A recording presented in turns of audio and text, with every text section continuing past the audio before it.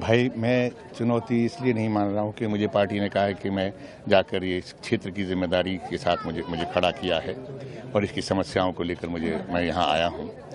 और मैं जानता हूँ कि इसके आपके सवाल का एक ही जवाब है।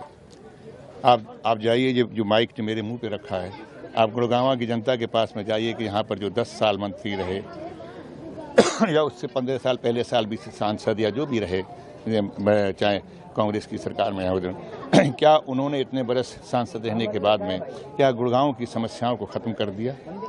क्या गुड़गांव की समस्याओं का जो उनका अधिकार था, जनता का जिन्होंने चुन के भेजा, क्या उनको उनका अधिकार नहीं मिलना चाहिए था?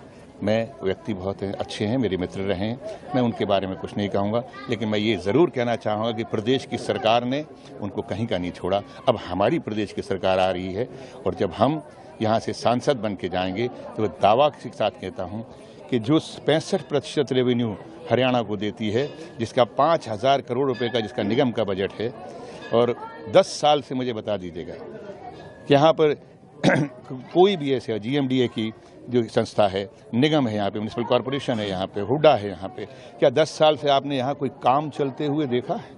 किसी एजेंसी ने कोई काम किया है 10 साल से? मुझे एक जगह बता दीजिएगा कि यहाँ पानी रुका हो, जहाँ पानी रुका था, नावें चल रही थी गुड़गांव के अंदर, क्या उससे बाद में भी कोई काम शुरू हुआ? यहाँ कोई उसके निवारण का कोई योजनाएं बनी होंगी तो कागज़ पे, लेकिन ज़मीन पे नहीं बनी।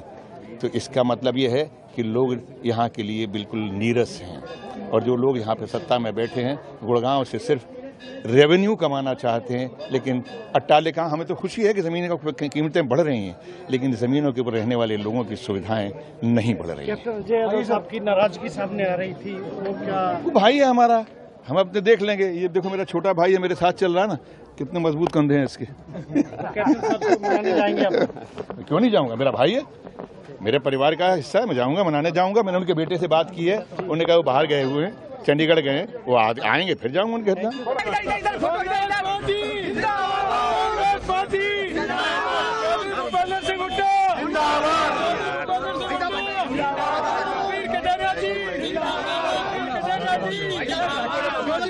गुड्डा